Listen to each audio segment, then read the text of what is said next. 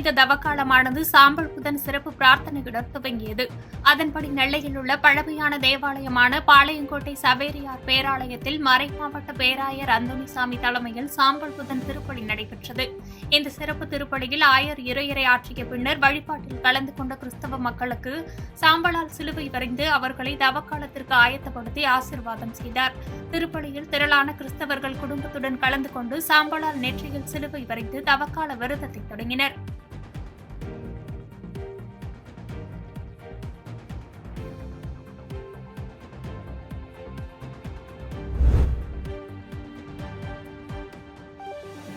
கன்னியாகுமரி மாவட்டத்தின் பிரசித்தி பெற்ற கத்தோலிக்க பேராலயமான நாகர்கோவிலில் உள்ள கோட்டாறு புனித சவேரியார் பேராலயத்தில் சாம்பல் புதன் தவக்கால தொடக்க திருப்பலி நடைபெற்றது. கோட்டாறு மறைமாவட்ட பேராயர் நசரேன் சூசை தலைமையில் நடைபெற்ற திருப்பலியில் ஏராளமான பெண்கள் மற்றும் குழந்தைகள் கலந்து கொண்டு நெற்றியில் சாம்பல் பூசி தவக்காலத்தை தொடங்கினர். மேலும் இதனையொட்டி குமரி மாவட்டத்தில் முதன்முறையாக இந்த ஆண்டு தவக்காலத்தை முன்னிட்டு மாவட்டம் முழுவதும் உள்ள 17 முக்கிய தேவாலயங்களுக்கு சென்று பெற அரசு பேருந்து சேவை இயக்கப்படுவதாக நாகர்கோவில் மண்டல அரசு போக்குவரத்து கழகம் அறிவித்துள்ளது.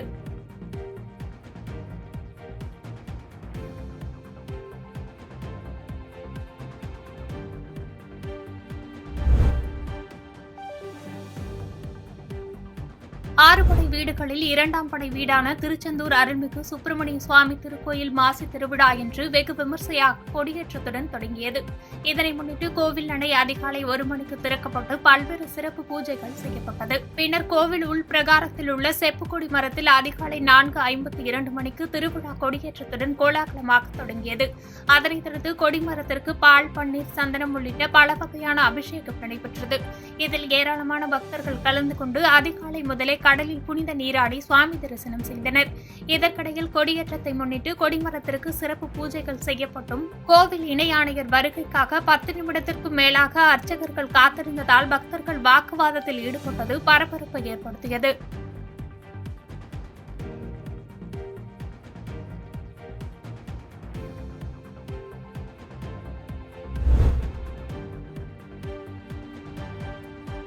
இந்திய டியூபால் சங்கம் நடத்திய 9வது சீனியர் தேசிய அளவிலான டியூபால் போட்டிகள் டெல்லி மாநிலத்தில் பிப்ரவரி 7 முதல் 10ஆம் தேதி வரை நடைபெற்றது. அதில் பல்வேறு மாவட்டங்களை சார்ந்த 30க்கும் மேற்பட்ட வீரர் வீராங்கனைகள் கலந்து கொண்டனர்.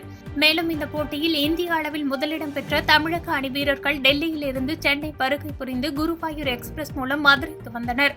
மதுரை ரயில் நிலையம் வந்த அவர்களுக்கு தென்னிந்திய டியூபால் சங்கத்தின் தலைவர் KC திருமாறன் உள்ளிட்ட பலர் மாலை அணிவித்து சிறப்பு வரவேற்பு அளித்தனர்.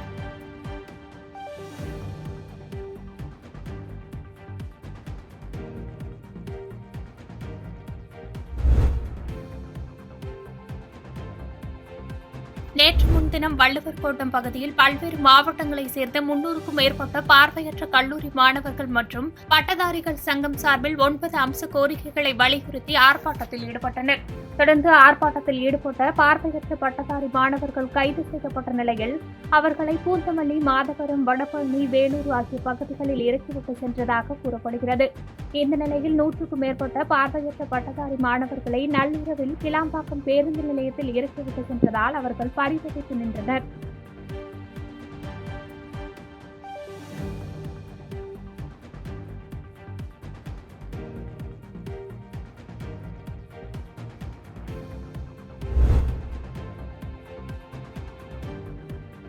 நீலகிரி மாவட்டம் கோத்தகிரி அருகே உள்ள கச்சுக்குச்சி கிராமம் இந்திரா நகரில் அமைந்துள்ள ஸ்ரீ பால விநாயகர் திருக்கோவிலில் கும்பாபிஷேக விழா வெகு விமர்சையாக நடைபெற்றது. முன்னதாக யாகசாலையில் கணபதி ஹோமம் மற்றும் மந்திரங்கள் ஓதப்பட்டு கோவில் கும்பத்தில் கும்பாபிஷேகம் நடைபெற்றது. இதில் திரளான பக்தர்கள் பங்கேற்று விநாயகரை வழிபட்டனர். விழாவின் சிறப்பாக மேல தாளங்களுக்கு பெரியவர்கள், சிறியவர்கள் என கிராம மக்கள் அனைவரும் நடனமாடி சாமி தரிசனம் செய்தனர்.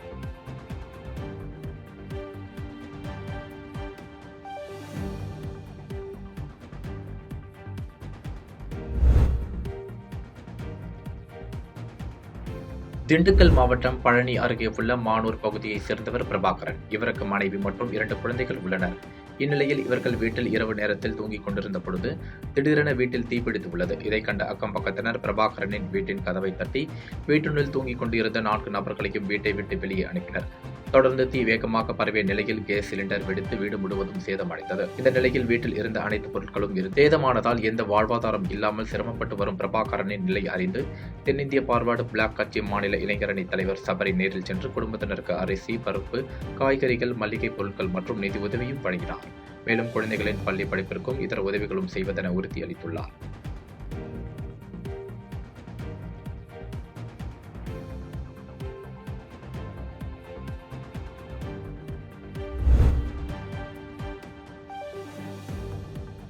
தருமபுரி மாவட்டம் கடத்தூர் பேருந்து நிலையம் அருகே மற்றும் அரசு பாலிடெக்னிக் கல்லூரி ஆகிய 2 பகுதிகளில் டாஸ்மாக் மதுபான கடைகள் 2 உள்ளன. இந்த 2 டாஸ்மாக் கடையில் பேருந்து நிலையம் அருகே உள்ள ஒரு டாஸ்மாக் கடையை அகற்ற ஓசோலி பஞ்சாயத்துக்குட்பட்ட பகுதியில் டாஸ்மாக் கடையை இடமாற்றம் செய்யப்பட்டு மதுபான கடை துவங்குவதாக கிராம மக்களுக்கு தெரியவந்தது. இந்த தகவலை அறிந்த கிராம மக்கள் தங்கள் பகுதியில் அரசு மதுபான கடை அமைக்கக்கூடாது என தெரிவித்து பேரூராட்சி தலைவர் மணியிடம் மனு அளித்தனர். மேலும் தங்கள் பகுதியில் அரசு மதுபான கடை அமைத்தால் பெண்களுக்கு பாதுகாப்பு இல்லாத ஒரே சூழல் ஏற்படும் என்று மாணவர்களின் கருதி தங்கள் பகுதியில் டாஸ்மாக் கடையை அமைக்கக்கூடாது என்றும் தெரிவித்தனர். கடத்தூர் பகுதியை சேர்ந்த ஒசலி பஞ்சாயத்து தலைவர் சார்பாக, துணைத் தலைவர் மற்றும் வார்டு உறுப்பினர் சார்பாக பேரூராட்சி தலைவரிடம் ஒரு மனு கொடுத்துருக்குறோம். அந்த மனு ஒயின் ஷாப்பு சம்மந்தப்பட்ட மனு. ஏற்கனவே கடத்தூருக்கு சேர்ந்த ஒரு ஒயின் ஷாப் ஒசலி பகுதியை சேர்ந்த இடத்துல உள்ளதுனால மீண்டும் இன்னொரு கடை கடத்தூர் டு பெருமா கோயில்பட்டி ரோட்டில் மிக அருகிலே இருக்குது. அது மக்கள் 1180 குடும்பம் வசிக்கிற ஒரு கிராமம். அது பஞ்சாயத்து, மொத்த பஞ்சாயத்துமே பாதிக்கும். பல ஆயிரம் ஏக்கரை விவசாயிகள் பாதிக்கிறாங்க.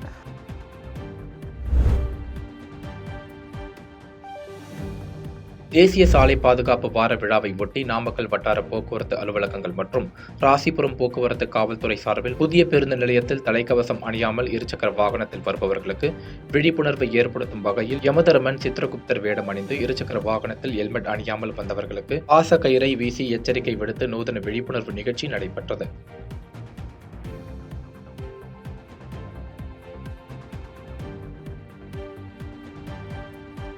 பாதகம் செய்பவரை கண்டால் நாம் பயங்கொள்ளலாகாது பாப்பா.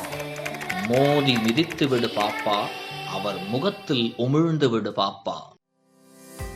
அண்மை செய்திகளை உடனுக்குடன் தெரிந்து கொள்ள இணைந்திருங்கள் இயம்நாடு தொலைக்காட்சியுடன்.